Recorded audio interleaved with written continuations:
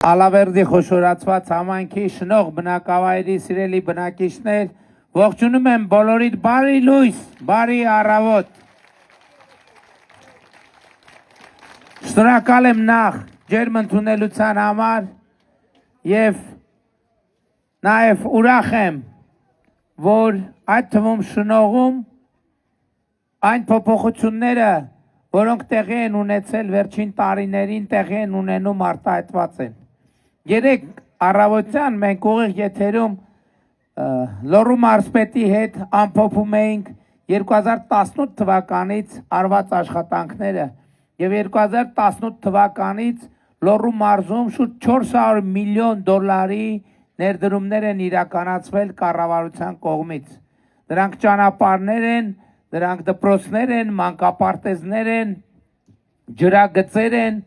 պատմամշակութային հուշարձաններ են։ Իմիջայլոց մենք շնողի եկեղեցին նաև մտանք եւ տեսանք եւ համայնքը եւ մասնավորի աջակցությամբ վերականգնել է։ Ես ձեզ ուզում եմ մի այսպիսի հանգամանքի վրա ուշադրություն դարձնել, որովհետեւ կառավարությունը վերջին տարիներին աննախադեպ ծավալի վերականգնման աշխատանքներ է իրականացնում մեր պատմամշակութային հուշարձանում։ Լոռվա մարզում մասնավորապես Քոբայրում է իրականացվել աշխատանքներ Լոռի բերդում եւ այլն, բայց նաեւ ինչպես մյուս դեպքերում, այս դեպքերում էլ համայնքները իրենք էլ շատ մեծ նախաձեռնություններ են ցուցաբերում, ինչի համար մենք ուրախ եւ շնորհակալ ենք։ Ես ձեզ ուրիշ բանի վրա եմ ուզում մեր ուշադրությունը հրավիրել։ Այսօր եւ ոչ միայն այսօր տարիներով մեզ մեղադրում են, թե մենք մեր ինքնությունից շեղվում ենք, թե մենք մեր երկիրը մեր ինքնությունից շեղում ենք, ոչ Հայաստանի պատմության մեջ ոչ մի անգամ նախորդ 35 տարիների ընթացքում պատմամշակութային հուշարձանների մեր ազգային եւ պետական արժեքները վերականգնելու վրա այնքան միջոցներ չեն ծախսվել, այնքան հուշարձաններ չեն փրկվել ավերումից, ինչպես դա տեղի է ունեցել վերջին 8 տարիներին։ Եվ սա ոչ թե պատահականություն է, սա մեր ռազմավարությունն է, մի ընկալմամբ եւ մի տարբերությամբ, որովհետեւ մենք համոզված ենք եւ այդ համոզմունքը գալիս է մեր պատմությունը ուսումնասիրելուց, մեր պատմությունը ընթերցելուց։ Ընդհանրապես ես ձեզ մի գաղտնիք եմ ուզում, այսինքն գաղտնիք էլ չի, 100 անգամ ասել եմ։ Վերջին տարիների մեր քաղաքականությունները ամբողջը ուղիղ կապված են մեր պատմության հետ։ Հատկապես 2020 թվականի իրադարձություններից հետո ես հարկ եմ համարել ընթերցել եւ վերընթերցել հայ ժողովրդի պատմությունը, փորձելու հասկանալ,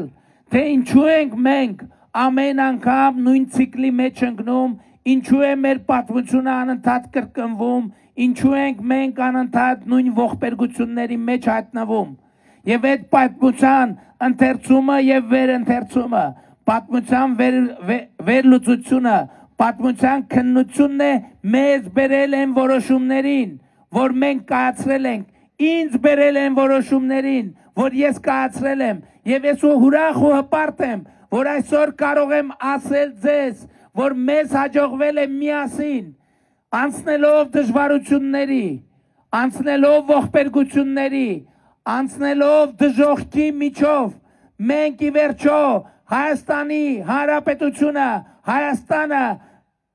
եւ մեր ժողովրդին դուրս ենք բերել այն աղետաբեր ցիկլից, որի վերջում պետության եւ ժողովրդի կործանումն է։ Մենք դուրս ենք եկել այդ ցիկլից եւ մտել ենք մի օրակարգի մեջ, որը ոչ թե մաքարման եւ գոյատևման է, այլ որը զարգացման եւ բարեկեցության է։ Մենք դուրս ենք եկել մի ցիկլից, որ մենք մեր պետությունը պետք է ընդամենը մեր պետության ճակատագիրը կախված լինի ուրիշներից, այլ մենք որդեգրել ենք Հայաստանի պետականության հարատևության օրակարգը եւ Հայաստանի Հանրապետությունը երկիր մոլորակի վրա պետք է գոյություն ունենա հավիտյան եւ մենք սերնդեսերունդ տասնամյակներով, հարյուրամյակներով, հազարամյակներով Հայաստանը որպես պետություն պետք է փոխանցենք սերնդեսերունդ։ Այս խնդիրն ենք մենք լուծում այսօր եւ մենք միասին այդ խնդիրը, այդ պատմական,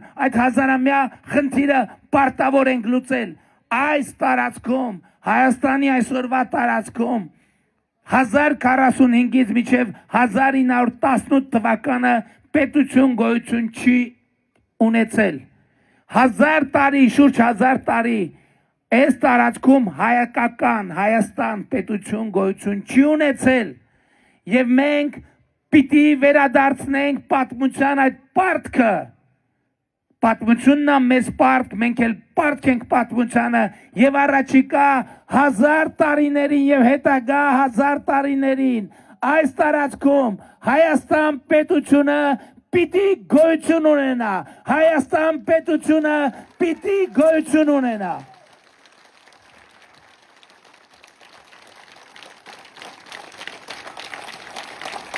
Ինչ որոշում դուք գիտեք, ինչի մասին ես խոսում եմ, ինչ որոշումներ ես կայացնում եմ, ինչ արել եմ, ինչի համար ինձ մեղադրել են 2018 թվականից ի վեր, ամեն ինչ բացարձակ, ամեն ինչ իմ բոլոր մտքերը, որոշումները, զգացումները, արարքները գերկենտրոնացած են եղել մի նպատակի վրա։ Մենք չպետք է ոչ միայն թույլ տանք Հայաստան պետության կործանումը։ Ես ձեզ ուղիղ եմ ասում, ժողովուրդ,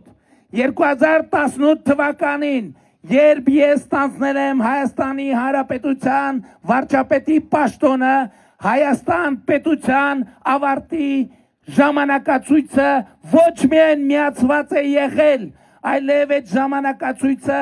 մոտենալիս է եղել իր ավարտին։ Ձեր աջակցությամբ, ձեր շնորհիվ, ձեր իմաստնության, համբերության, լայնախոհության շնորհիվ մեզ հաջողվել է ոչ միայն կանգնեցնել այդ ժամացույցը,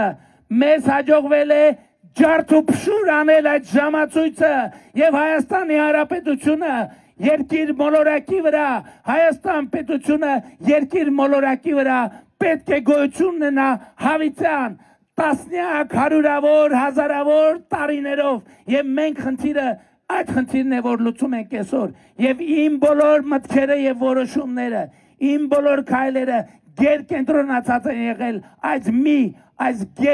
այս ամենանպատակի վրա։ Հայաստան պետությունը պետք է գոյություն ունենա հավիտյան, Հայաստան պետությունը պետք է գոյություն ունենա հավիտյան։ Ժողովուրդ, վերջին օրերին մեր քաղաքական կյանքը լրտեսական բլոկբաստեր է հիշեցնում։ Պարզվում են փաստեր, իրադարձություններ, իրողություններ։ Հիմա էլ պարզվում է, որ կալուգացի ձեզ հայտնի օլիգարխը օտարերկրյա հատուկ ծառայության աշխատակից է։ Հաջորդ փաստը, ընդհանրապես պատերազմի եռագլուխ կուսակցությունը մենք կարող ենք ռեբրենդինգի ենթարկել եւ անվանել լրտեսական եռագլուխ կուսակցության կամ եռալրտեսական կուսակցություն։ Ես ուզում եմ ձեզ հիշեցնել, որ ընդամենը տարիներ առաջ, 2 տարի առաջ էր կարծեմ, դες կալուգացու հարցը պարզ է, այսինքն այնպիսի անառարկելի փաստեր կա, նրանք չեն էլ համարձակվում, ասեն, որ դատի կտան, որտեվ ինչը դատի տան։ Նախ հրապարակված փաստեր այնքան ակնհայտ եւ անառարկելի են, երկրորդն է դատի տալը միայի բա,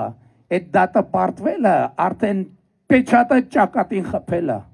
Բա ինչի չեն դատի տալիս, բա պետության դեմ, Հայաստանի Հանրապետության դեմ ընկել են միջազգային արբիտրաժները հեծի գործով, մի հատ էլ ասում էին, էս ենք անելու, գնացին եւ արբիտրաժում նույնպես հեծի գործով պարտվեցին, որովհետեւ որ եկել են ասում են ուժեղ եք, ուժեղը դուք չեք, ուժեղը պետությունն է, ուժեղը Հայաստանի Հանրապետությունն է։ չի կարող որևէ մեկը Հայաստանի Հանրապետությունում լինել ավելի ուժեղ, քան Հայաստանի Հանրապետությունը, որովհետև Հայաստանի Հանրապետությունը տեր ունի, ուժեղ տեր ունի, եւ այդ տերը Հայաստանի Հանրապետության քաղաքացին է, Հայաստանի Հանրապետության ժողովուրդը։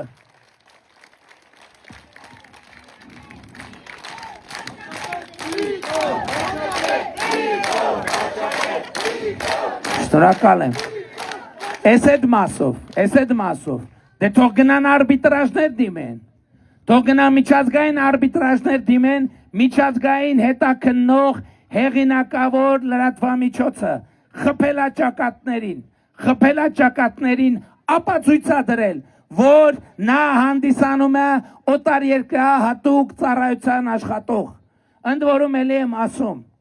ամենայն հարգանքով, ես վերջում կասեմ դա, եթե հիշում եք, 2 տարի առաջ Ռոբերտ Քոչարյանի ձայնագրություն հրապարակվեց, որտեղ նա ասում է,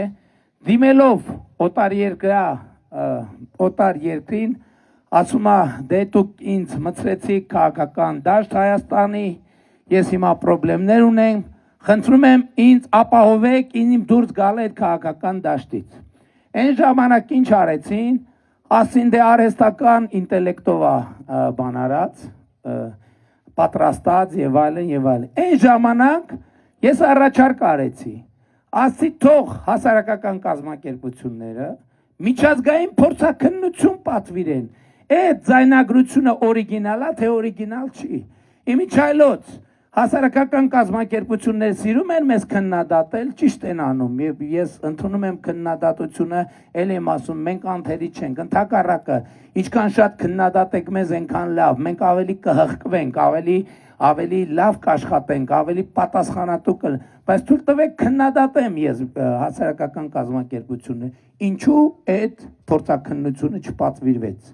ինչու Ռոբերտ Քոչարյանի փորձաքննությունը չպատվիրվեց։ Ես ասում եմ պատասխանատու, որպես Հայաստանի Հանրապետության վարչապետ, երաշխավորում եմ, որ դա օրիգինալ ձայնագրություն է, որ երաշխավորում եմ, դա օրիգինալ ձայնագրություն է, էլի կոչ եմ անում հասարակական կազմակերպություններին, տարեք փորձաքննության եւ արեք դա միջև ընտրությունները, որպեսզի ժողովուրդը իմանա, բայց եթե ժողովուրդը կարող է ավելի վստահել իմ ասածին, ես ձեզ երաշխավորում եմ, որ դա օրիգինալ ձայնագրություն է, այդ խոսողը, այդ խնդրողը Ռոբերտ Քոչարյանն է, նա ինքը իր ձայնով է այդ նախադասությունները հնչեցրել, եւ սա լրտեսի գործունեություն է,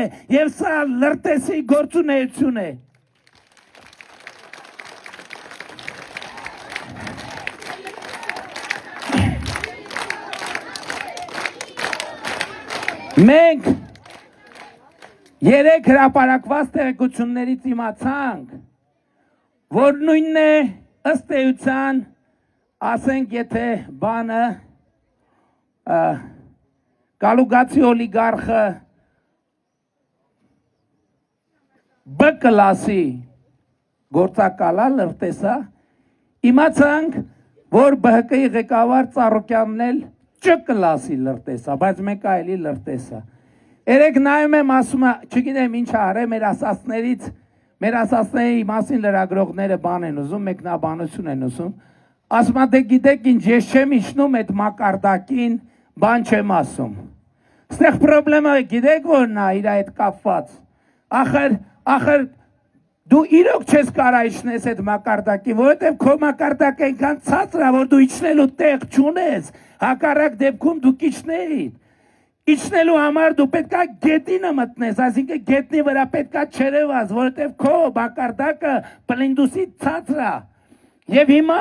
ժողովուրդ ջան, ուրիշ բաներ են բացվում եւ բացահայտվում։ Ես առիթ ունեցել եմ ասելու, որ գործերով պարզվել է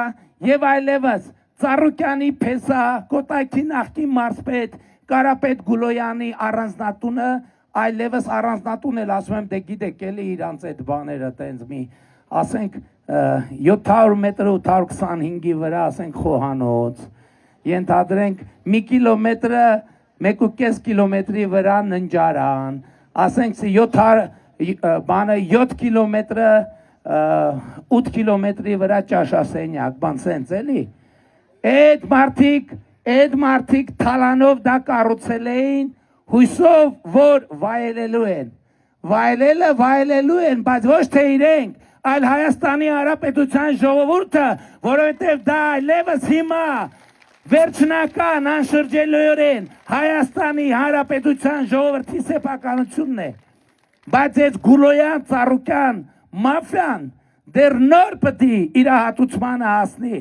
և ես ինչպես 2021 թվին ձեզ խոստացա, որ Զանգեզուրի պղնձամոլիբդենային կոմբինատի հետ կապված պրոցեսներ են լինելու, հիմա ձեզ ուղիղ ասում եմ, շատ շուտով Ծառուկյան ԲՀԿ ղեկավարի բիզնես ողնաշարը Արարատի ցեմենտի գործարանը լինելու է պետական և պատկանելու է Հայաստանի Հանրապետությանը, որովհետև այդ Գուլոյան, Ծառուկյան, մաֆիայի մախինացիան բացահայտվել է և Հայաստանի Հանրապետության կառավարությունը արդեն իսկ գրություն է ստացել Հայաստանի Հանրապետության դատախազությունից, որ այդ գույքը ենթակա է պետականացման և առաջիկայում շատ արագ մենք ինչպես հեծում նշանակեցինք կառավարիչ, այնպես էլ Արարատի ցեմենտում ենք նշանակելու կառավարիչ և ես Արարատի ցեմենտի գործարանի բոլոր աշխատողներին շնորհավորում եմ ազատագրման առիթով, նրանք այլևս կարիք չունեն կատարելու այս պահից ես ասում եմ, նրանք Ծառուկյանի, Գուլոյանի որևէ հրահանգ կատարելու կարիք չունեն, որովհետև նրանց գործատուն այլևս Հայաստանի Հանրապետությունն է, ուրեմն հետևեք Հայաստանի կառավարության հրահանգներին և այլևս Արարատ ցեմենտը շատ շուտով դե յուրե վերադարձվելու է Հայաստանի Հանրապետության ժողովրդին։ Եվ ես ուզում եմ ձեզ հիշեցնել, ժողովուրդ, 2018 թվականից 2026 թվականը Զանգեզուրի պղնձամոլիբդենային կոմբինատը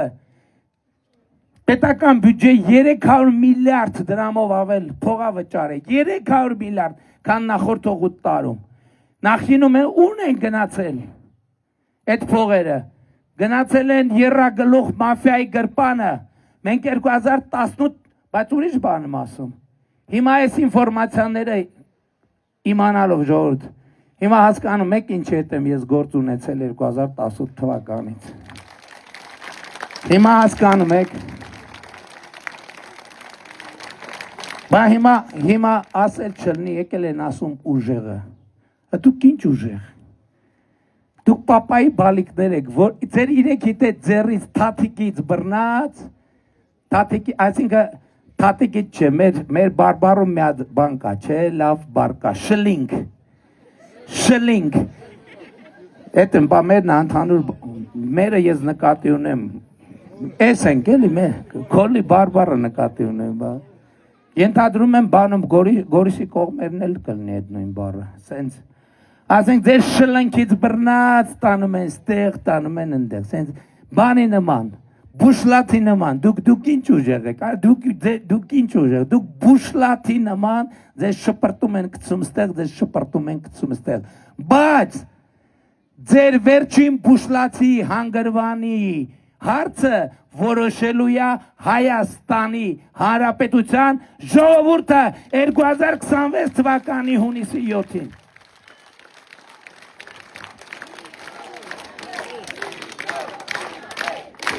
Բայց ես էսել եմ ուզում ասեմ, ժողովուրդ ջան, ես էսել եմ ուզում ասեմ, ուզում եմ հստակ ասել, որովհետև դե գաղտնիք չի, այդ ամեն ինչը օտարիկա հատուկ ծառայությունը, Ռուսաստանի անվտանգության ֆեդերալ ծառայությունն է, բայց ես ուզում եմ ուղիղ ասեմ,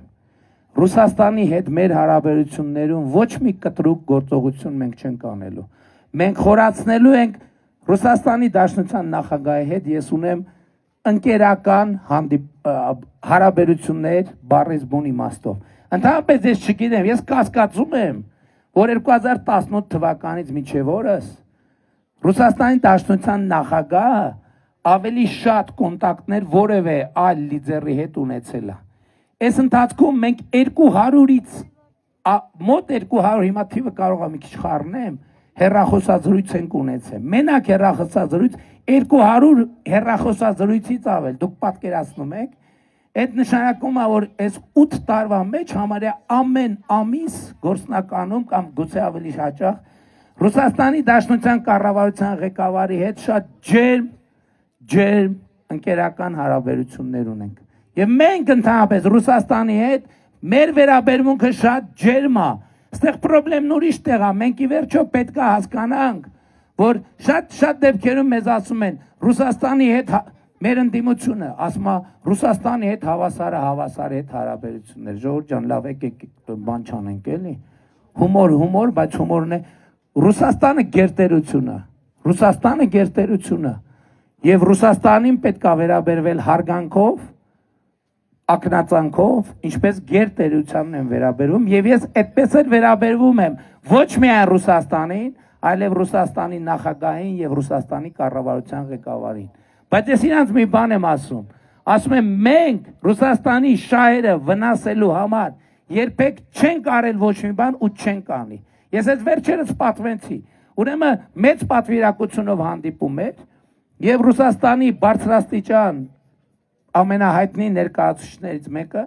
ասեց, որ Հայաստանը Եվրամիության հետ հարաբերություններով վնաս է հասնում Ռուսաստանի շահերին։ Ես արձագանքեցի, ասացի, մենակ չենք եղել։ Այդ դահլիճում ներկա եղել առնվազն 15-16 մարդ։ 15-16 մարդ։ Ես ասացի, շատ լավ։ Խնդրում եմ բերեք մի օրինակ։ Խնդրում եմ բերեք մի կոնկրետ օրինակ, որ ձեր ասածը տեղի է ունեցել։ Եվ ի՞նչն էր պատասխանը։ Պատասխանը լռություն, բառից բուն իմաստով, ժողովուրդ, կարաք լռություն, որովհետև այդ լռությունն է ճշմարտությունը։ Ես երկրորդ անգամ կրկնեցի հարց, ասի խնդրում եմ, շատ եմ խնդրում, ասում եք բան։ Ես կարող եմ մի բան, այն չի եղել, մենք հասկանանք ինչն է խնդրեմը։ Եվ երկրորդ հարցին նույնպես հետևեց լռություն։ Եվ ես ասում եմ, մենք ոչ մի կտրուկ գործողություն չենք անելու, ոչ մի կտրուկ, բայց մենք թափանցիկ ենք եւ մենք ինչ է ասում, մենք ամենայն հարգանքով վերաբերվում ենք Ռուսաստանի շահերին, ամենաբարձր ձևով, բայց կներեք, մենք չենք կարող Ռուսաստանի շահին ավելի բարձր վերաբերվել, քան մեր շահերին, հասկանում եք, քան Հայաստանի Հանրապետության շահերին, եւ սա լեգիտիմ դիրքորոշում է, եւ մենք հետևում ենք եւ գնալու ենք Հայաստանի շահերին, եւ մենք հակասության եւ հակադրության, ել չեմ ասում լեզվակռվի, բանավեճի մեջ չենք մտնելու Ռուսաստանի մեր գործընկերների հետ, բարձր մակարդակի երկխոսությունը շարունակվելու է։ Ժորժ ջան, այս ամեն ինչ որ ասացի շատ կարևոր է, բայց այնուամենայնիվ այս ընտրությունների ամենակարևոր նրբությունը եւ ամենակարևոր ասելիքը հետեւյալն է։ Ես եկել եմ մի հիմնական ասելիքով։ Ես ուզում եմ բոլորիդ շնորհավորել Հայաստանի Հանրապետությունում ի վերջո հաստատված խաղաղության առիթով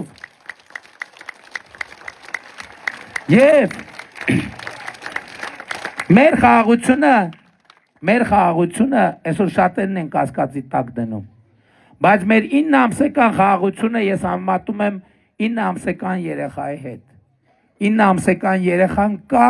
գոյություն ունի, իրական է, անուն, ազգանուն ունի։ Եվ այդ 9 ամսեկան երեխան, որ տանը 9 ամսեկան երեխա կա, այդ երեխան այդ ընտանիքի ամենակարևոր անդամն է եւ այդ ընտանիքի ուրախությունը եւ երջանկությունը, որտեղ 9 ամսեկան երեխա կա, ավելի մեծ երջանկություն ո՞նց կարելի է ընդհանրապես պատկերացնել։ Եվ այս 9 ամսեկան երեխայի ներկայությունն է Հայաստանի Հանրապետությունում, որ փոխել է մթնոլորտը մեր երկրում, մեր երկիրը վերածվել ուրախ երկրի, ուրախություն կա մեր երկրի, սա չի նշանակում, թե մեր բոլոր խնդիրները լուծված են, բայց 2 տարի մենք ոչ զոհ ունենք, ոչ մի վիրավոր։ Միթե սա ուրախության առիթ եւ պատճառ չի, սիրելի ժողովուրդ։ Եվ այսօր պատերազմի եռագլուխ կուսակցությունը ինչ թեզ է տանում։ Ասում է, գիտեք ինչ, մենք ի վիճակի չենք մեր 9 ամսական երեխային տեր կանգնել։ Ասում են, եկեք հանձնենք որբանոց այդ երեխային, եկեք հանձնենք ուրիշի խնամքին։ Հենց թարգմանաբար էսա երաշխավորի մասին նրանց խոսակցությունը, որովհետև նրանք ուզում են, որ խաղաղության լինել չլինելու հարցը լուծվի Հայաստանից ու տարածաշրջանից դուրս։ Մենք ասում ենք, չէ, պետք է ստեղ լուծվի այդ հարցը։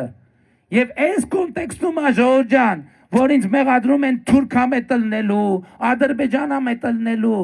ես ասում եմ, որ մեր ռազմավարական նպատակը հետևյալն է։ Մենք այս տարածաշրջանում խաղաղ ապրելը պետք է հնարավոր դարձնենք առանց արտաքին օգնության։ Հասկանում եք, նախկինում ես այդ փորձն եմ ունեցել։ Նախկինում, երբ որ Ադրբեջանի կամ Թուրքիայի հետ բան էր պետք խոսալ, մենք ո՞նց ենք խոսում։ Խոսում ենք երրորդ երկրների միջոցով։ Եվ մի X պահի, եւ նրանց պատասխանն է ստանում ենք երրորդ երկրների միջոցով։ Եվ մի X պահի ես գիտեք ինչ արձանագրեցի, ժողովուրդ, խնդրում եմ ուշադիր։ Պատկերացրիք չէ, քանի որ մենք հարաբերություն չունենք։ Միշտ երրորդ երկրի միջոցով խաբար ենք անում, երրորդ երկրի միջոցով խաբար պատասխանը ստանում։ Եվ մի X պահի ես հասկացա հետևյալը։ Ոչ խաբարն է ճիշտ գնում տեղ հասնում, ոչ էլ պատասխանն է ճիշտ գալիս տեղ հասնում։ Ընդ որում, միշտ չի, որ չարամտությամբ։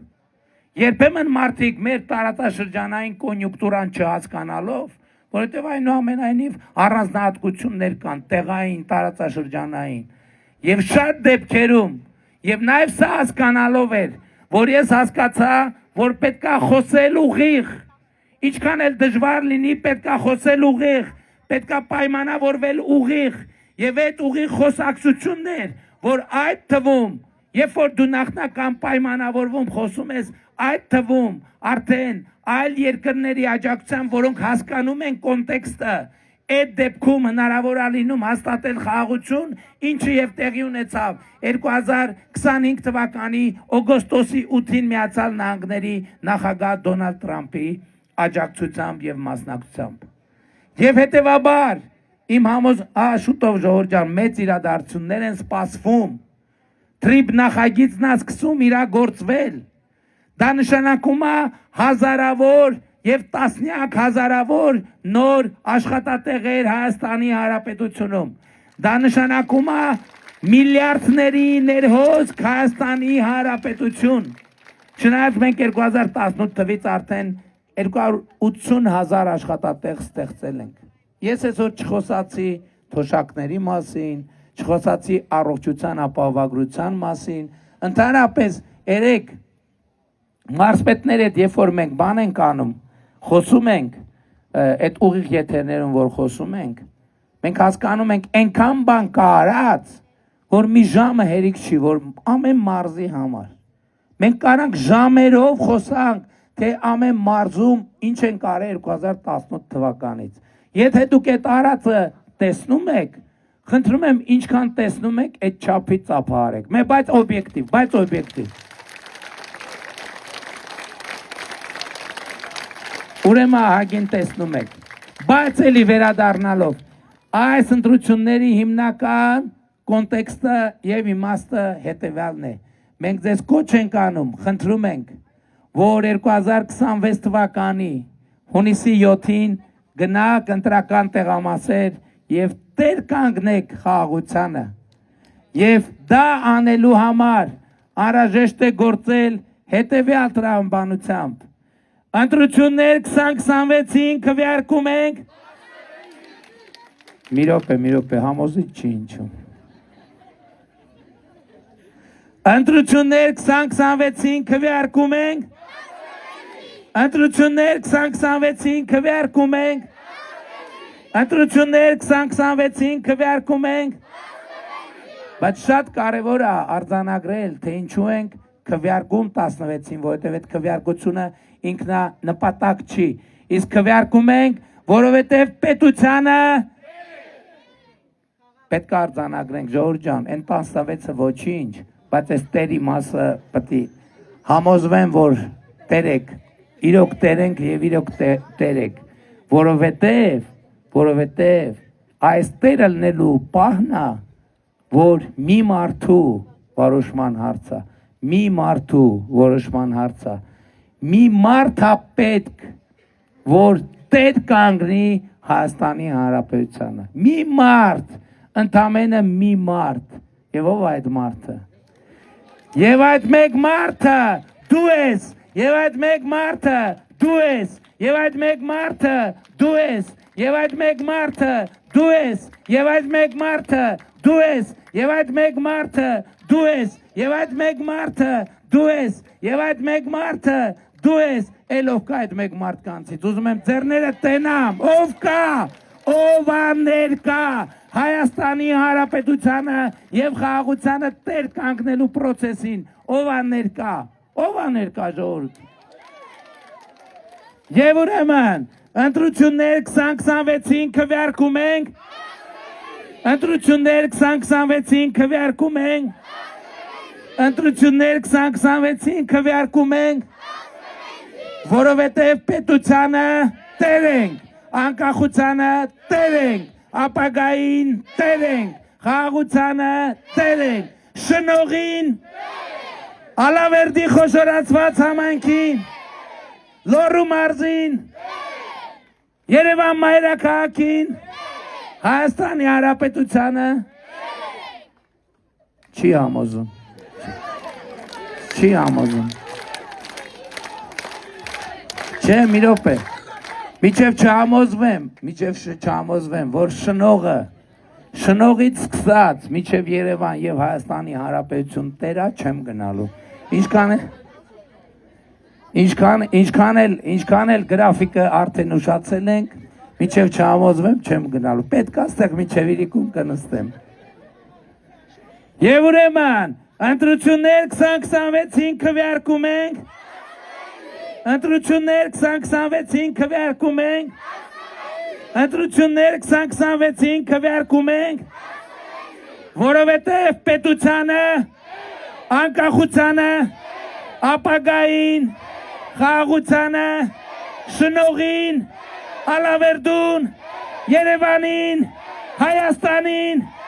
Փառք նահատակներին եւ կեցցե Հայաստանի Հանրապետությունը։ Շնորհակալ եմ շատ։